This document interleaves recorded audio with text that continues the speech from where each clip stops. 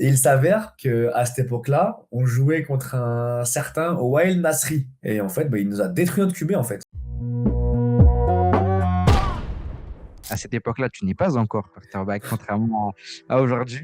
Il y a eu un événement qui a fait que tu l'es devenu. C'était un jour, tu joues contre Saint-Etienne avec une désormais star de notre environnement du football américain qui est dans l'équipe adverse, qui blesse ton quarterback. C'est donc toi qui le deviens sur ce match-là. Je sais que c'est une anecdote qui va faire sourire beaucoup de personnes. Deuxième saison junior, on arrive en mi-saison contre les Giants de Saint-Etienne. Et il s'avère qu'à cette époque-là, on jouait contre un certain Wael Nasri, qui est actuellement du coup capitaine et linebacker des Munich Ravens en ELF ou en AFLE. Et en fait, bah, il nous a détruit notre QB en fait. Et Paul Vrac, à la mi-temps, du coup, il sort, il rentre plus jamais du match parce qu'il était vraiment foutu le pauvre. Je rentre en QB à la mi-temps et on finit à 22-0 avec 3 TD à la passe. Je me fais quand même casser la gueule par Wayne Nasri, ça bouge pas du tout. Il m'a quand même bien secoué, mais on gagne le match. Et depuis ce jour-là, j'ai pris goût. Je me suis dit, en fait, je pense que je suis pour ça. J'aimais bien lire une défense, j'aimais bien mener l'attaque et j'aimais bien en fait, être entre guillemets l'acteur principal, avoir la balle dans les mains et faire le bon choix, mettre la balle dans les bonnes mains. Et le collègue qui jouait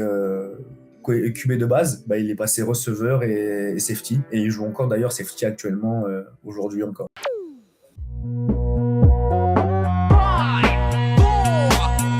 5, 4, 3, 2, 1.